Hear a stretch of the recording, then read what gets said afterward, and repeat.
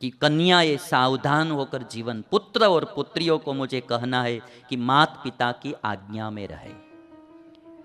हम जानते हैं कि स्वतंत्र जीवन ही अच्छा होता है। मैं स्वतंत्र जीवन में नहीं जीना ऐसा नहीं बोलता हूँ, किंतु हमारा जीवन स्वच्छंदी नहीं होना चाहिए। स्वतंत्र जरूर होना चाहिए, किंतु हमारा जीवन स्वच्छंदी नहीं होना चाहिए। मैं आपको एक चार्ट बताता हूँ। जिनके वहाँ पुत्र और पुत्री अच्छे होते हैं तो उनके माँ बाप सुखी होते हैं। जिनके वहाँ पुत्र और पुत्री के लक्षण अच्छे नहीं है, कुमार्ग पर चलने वाले हैं, तो उनके माँ बाप अपने पुत्र और पुत्री से ही दुखी होते हैं।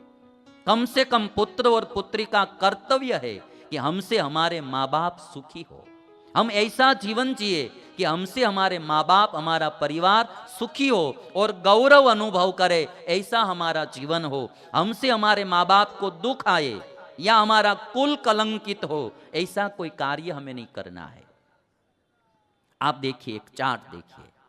कल मैंने ज्ञान अज्ञान की बात कही थी, तो आप देखेंगे कि जीवन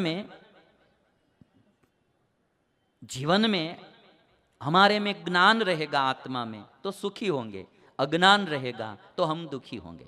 ज्ञान सुख देता है, अज्ञान दुख देता है। वैसे ही परिवार में पुत्र और पुत्री अच्छे होंगे, संस्कारी होंगे तो माता पिता सुखी होंगे, और कुसंस्कारी होंगे तो माता पिता दुखी होंगे। जैसे ज्ञान और अज्ञान सुखी और दुखी करता है, वैसे ही संस्कारी और कुसंस्कारी पुत्र पुत्री माता पिता को सुखी और दुखी करते हैं। संस्कारी पुत्र पुत्री है तो माता पिता को सुखी करेंगे, कुसंस्कारी है तो दुखी करेंगे। आप चार्ट देखिए। आत्मा है, आत्मा में ज्ञान होता है। वो ज्ञान दो प्रकार का होता है, एक सद्ज्ञान है और दूसरा अज्ञान है। हर कोई चीज दो प्रकार की होती है, अच्छी और बुरी। कोई भी चीज हो, अच्छी और बुरी दो ही रहेगी। तो सद्ज्ञान और अज्ञान दो प्रकार का ज्ञान होता है। जो हमको भी सुखी करे, दूसरे को भी सुखी करे, ऐसी जो बुद्धि हो सद्ज्ञान है। हमको भी दुखी करे, दूसरे को भी दुखी करे, ऐसी जो बुद्धि वो अज्ञान है। हमारा और दूसरे का हित करे ऐसी बुद्धि वो सद्ज्ञान है, और हमारा और दूसरे का अहित करे वो बुद्धि अज्ञान है। सद्ज्ञान सुखी करता है, अज्ञान दुखी करता है। और उसी तरह आत्मा की जगह पर माता पिता है और ज्ञान की जगह पर उसका पुत्र है, पुत्र या पुत्री। यदि सुपुत्र होगा तो माता पिता को सुखी करेगा। जैसे आत्मा में सद्ज्ञान होगा तो आत्मा को सुखी करेगा, वैसे ही सुपुत्र होगा, सुपुत्री होगी तो माता पिता को सुखी करेंगे। यदि कुपुत्र होगा, कुपुत्री होगी तो माता पिता को दुखी करेंगे। और इसीलिए रामायण की कथा सुनकर हमें ऐसा सुपुत्र बनना है, राम जैसा, कि हमसे हमारे माँ बाप सुखी हो। 4 प्रकार के पुत्र होते हैं। एक शत्रु पुत्र, दूसरा ऋणानुबंधी पुत्र, तीसरा उदासीन पुत्र और चौथा सेवक पुत्र। बहुत ध्यान से आप सुनिए। जो कोई सगे संबंधी मिलते हैं ना, वो कर्मानुसार मिलते हैं। हमारा और उनका कर्म संबंध अच्छा है तो एक दूसरे को सुखी करेंगे, और हमारा और उनका कर्म संबंध अच्छा नहीं है तो एक दूसरे को दुखी करेंगे। 4 प्रकार के पुत्र होते। पहला शत्रु पुत्र, कोई पूर्व जन्म में किसी के साथ हमारा बैर रह गया है, बैर रह गया है, और वही आदमी आज वो जो बदला लेने के लिए हमारे वहां पुत्र के रूप में जन्मा है, जन्म लिया है, वो शत्रु पुत्र होता है। जो माता पिता को हर पल परेशान ही करता रहता है, कभी कभी माता पिता को मार भी देता है, मार डालता भी है। ऐसा पुत्र यदि है तो वह शत्रु पुत्र है।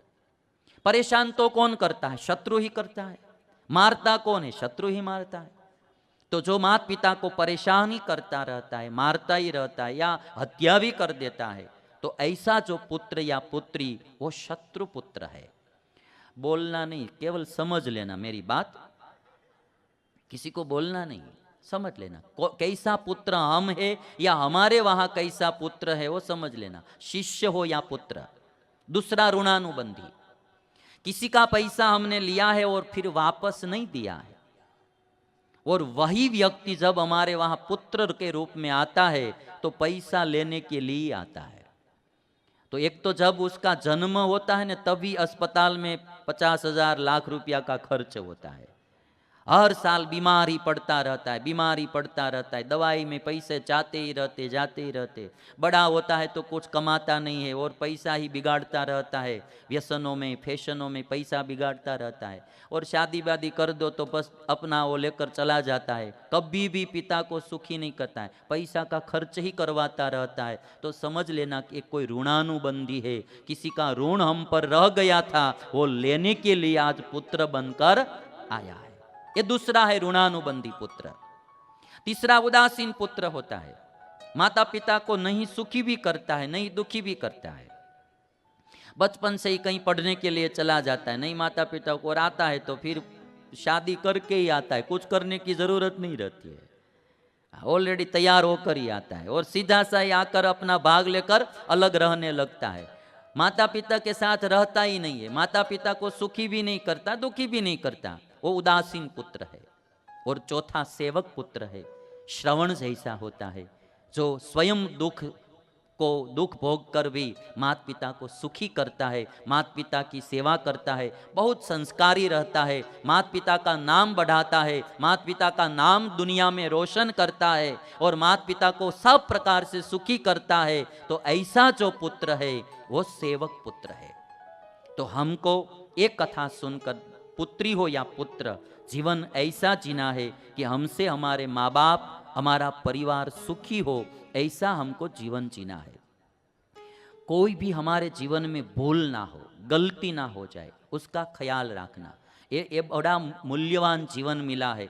एक छोटी सी गलती आदमी को बहुत दुखी करती है, एक गलती हो जाती है जीवन में, निर्णय लेने में पूरी जिंदगी दुखी होना पड़ता है। इसलिए संभल संभल कर पैर रखना, संभल संभल कर। हमारे जो एक ऋषि हो गए ने, जैसे कणाद महर्षि हुए, तो कणाद महर्षि का एक नाम था अक्षपात। अक्षपात का मतलब होता है कि जिसके पैर में ही आंख है, अक्ष माने आंख, पात माने पैर, जिसके पैर में ही आंख है उसको अक्षपात बोलते हैं। तो किसी को संशय होता है कि आंख पैर में कैसे हो सकती है, तो किसी ने कहा कि आंख पैर में है, उसका मतलब क्या कि जो जीवन का एक एक पांव भरते हैं, एक एक डग भरते हैं, वो संभल संभल कर भरते हैं कि कहीं हमारा पैर कुमार्ग पर न चला जाए, इसलिए उनका नाम अक्षपात था। एक निर्णय गलत आ जाता है जीवन में, बहुत लोग परेशान होते। एक बार जहां हम गिरे हैं वहां दोबारा गलती कर कर गिरना नहीं है। सावधानी जो गाय रखती है, वो आप क्लिप देखिए, मजा आएगा आपको।